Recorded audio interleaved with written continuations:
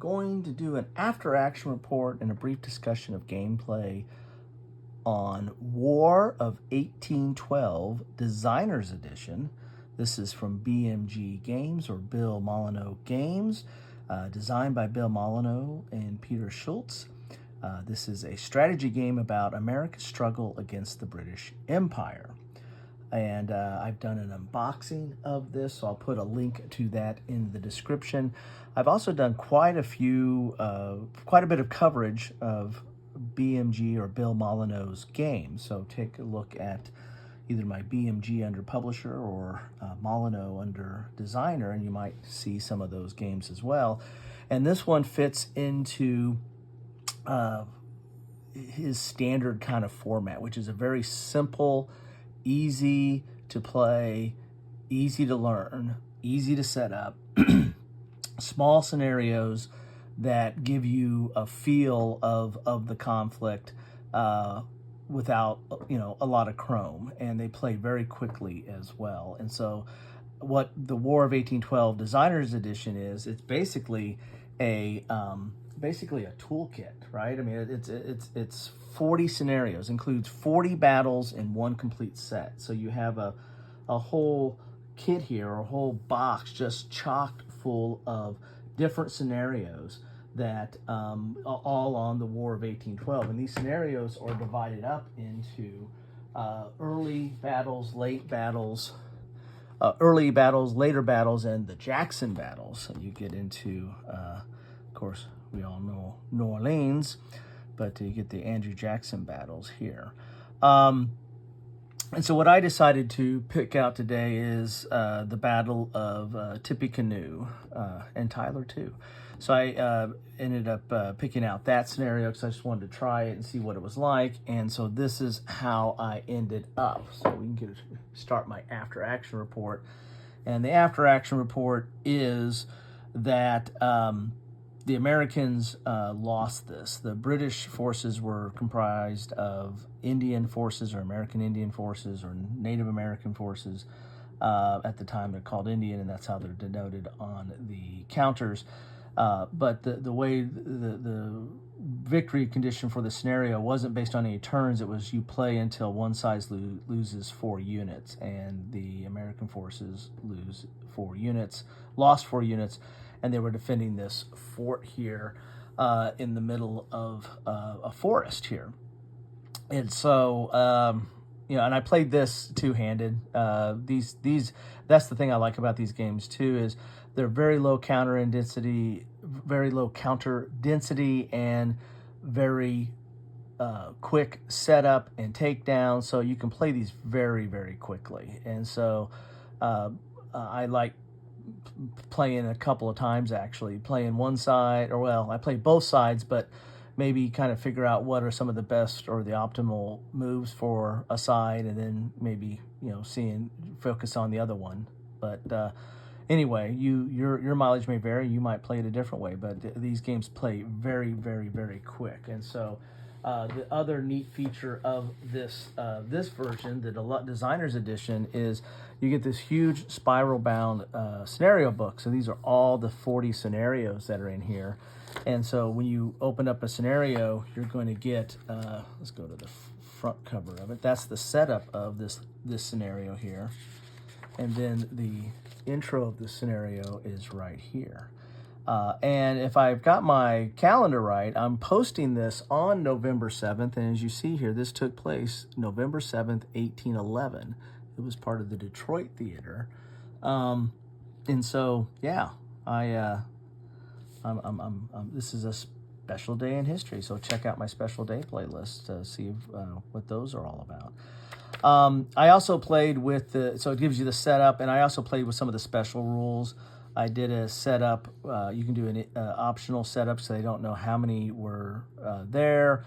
You're normally supposed to place 5 Indians, and I rolled and ended up getting a 6th Indian unit, which started out in the south.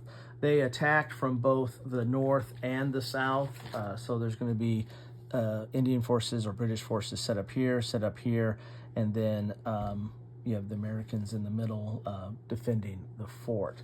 As I said, the victory condition was the side that loses 4 units first is considered have routed off the field. Looking at the historical version, the Indians attacked the Americans from both north and south. Since the east and west were blocked by river and by high bluffs, they were forced to retire after suffering losses from musket fire that they thought would not harm them. The next day, the Americans marched into the deserted Prophetstown and put the buildings and food stores to torch. Longer term, it cemented the hostility of Tecumseh's confederacy in American minds and the British support of it becoming one of the grievances leading up to the declaration of war. So there you have it. On this day in history, tune into my channel. You get some history. The rules are relatively easy, so that's the after action. The gameplay, the rules are relatively easy. The main thing you need to know is this sequence of play, and I believe this is the same sequence of play that's in Horns of Buffalo. Again, you can check out my other coverage of BMG or Molyneux games. But you got reinforcements. In this scenario, there were none. First player movement, then second player does defensive fire, first player offensive fire, second player movement, first player defensive fire, second player offensive fire, and then you check for victory determination. So that's your sequence of play. So a unit can end up firing twice. You can fire on your offense and then defensive if it has units adjacent to it. There's really not a lot of ranged fire, at least in this scenario. There are cannons in other scenarios. There was one rifle unit one rifle that was attached to a unit that allowed it to fire 2 hexes. The problem is forest, I believe, blocks line of sight. Plus, it never came into play because the Indian force moved adjacent to that unit and combat ensued. The way combat works is you look at these counters here and you see that like this unit here on you roll a 10-sided die, and on a 1 to 6 there's a 5, it would hit. And when you do a hit, you take the other unit, and this was the first unit to go, was the Dragoons, because they moved out from their position and then got waylaid by the Indian forces. You turn it over to its reduced side, and then if it gets hit again, then it's out of the game. There are some units that are just one step, none in this scenario. But that's it. That's the basics of the game. The only other thing that kind of came into play here were leaders, and this leader was killed in the action. If a leader is stacked with a unit that is hit, then you're going to roll a 10-sided die again, and it's got a 50% chance of getting losing in life, right? The +1 means that it's adding that to its range here. So like a 1 to 6, it gets 1 to 7, so it gets a higher area to hit. And then it has movement as well to move it around the board and maybe go to another unit and support it. So that's it. I mean, the game is bare bones, hex and counter. The simplicity of not having a combat results table, that you just have your information on the counters themselves, and they're different depending on the force. For example, the U.S. had this, or the Americans, I should say, had this line unit, which is 1 to 7. Those didn't hit very much, though, so they didn't get into battle. One starts off in the middle, and the other one just got engaged at the end and actually got a hit and reduced that one. Anyway, that's what I have for you today. On November 7th, War of 1812 Designer Edition from Bill Molyneux Games, or BMG, and sourced by Blue Panther. So all the bits might look familiar because this is a Blue Panther production, or at least sourced by, but it's a Molyneux game. So there you have it.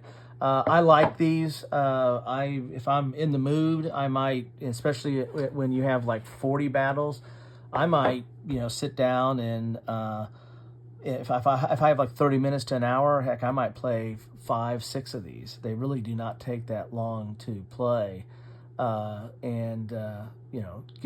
a taste of history. Anyway, that's what I have for you today. Thank you so much for stopping by. Take care.